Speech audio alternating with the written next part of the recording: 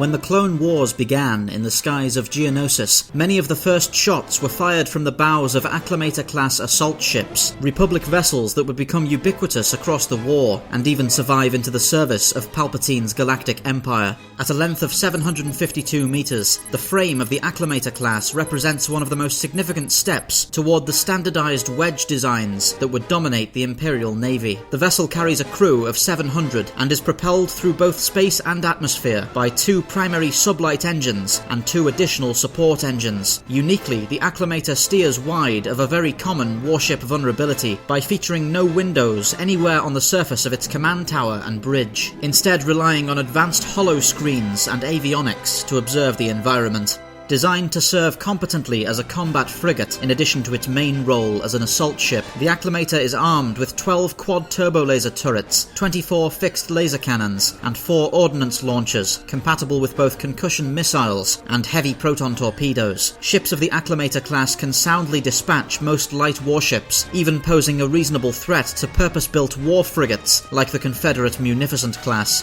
The primary purpose of the Acclamator class is to serve as a super-heavy troop deployment craft for the Grand Army of the Republic, using its enormous landing gear to make planetfall in hostile territory and deploy its embarked complement of 16,000 clone troopers. These troops are supported by mechanized units stored aboard the Acclamators, including combat speeder bikes, LAAT gunships, ATTE walkers, and self-propelled heavy artillery turbo laser units.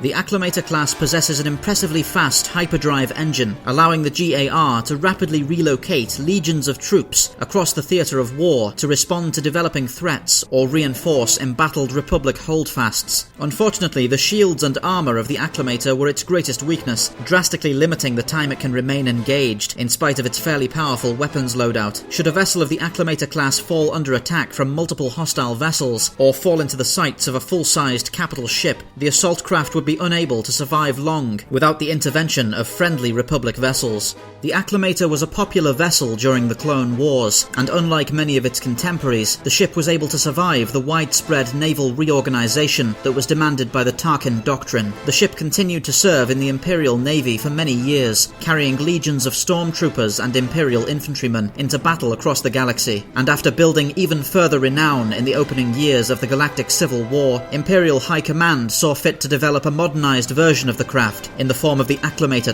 II. The Acclamator II was physically almost identical to its progenitor, but was configured to carry an enormous loadout of orbital bombardment weaponry, allowing it to lay waste to hostile bases and settlements from high orbit before deploying troops. The new variant also had remodeled loading bays that allowed the vessel to carry up to 10 AT-AT walkers, and was loaded with a far larger crew complement to operate the new orbital bombardment systems. The Acclamator II continued to serve with the Empire until its downfall, continuing the proud legacy of the venerable Republic design almost 30 years after its commissioning.